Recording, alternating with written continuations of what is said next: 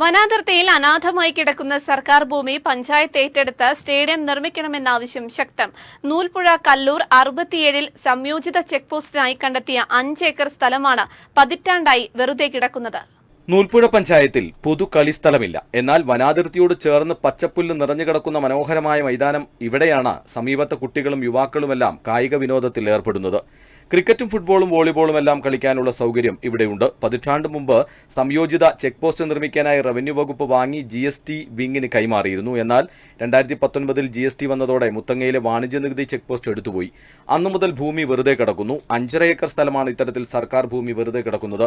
ഇതോടെയാണ് യുവാക്കളും കുട്ടികളുമടക്കം ഇവിടെ കളിസ്ഥലമായി ഉപയോഗിക്കാൻ തുടങ്ങിയത്.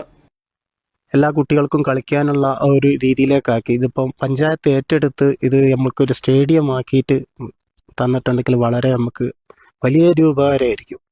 പിന്നെ അതുമാത്രമല്ല, ഒരുപാട് MDMA കഞ്ചാവ് അങ്ങനെയുള്ള കാര്യങ്ങളിൽ നിന്ന് കുട്ടികളെ ഒരുപാട് മാറ്റാൻ നമുക്ക് സാധിക്കും. ഫുട്ബോളും എല്ലാത്തിനും സൗകര്യമുണ്ട്.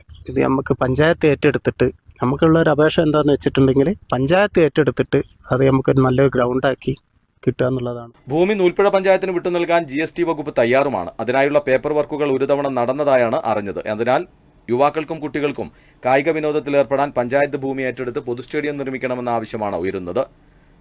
അബു താഹിർ, വയനാട് വിഷൻ, ബത്തേരി. കൂടുതൽ വാർത്തകൾക്കും വിശേഷങ്ങൾക്കുമായി Wayanad vision Facebook page follow ചെയ്യുക. യൂട്യൂബ് ചാനൽ സബ്സ്ക്രൈബ് ചെയ്യുക.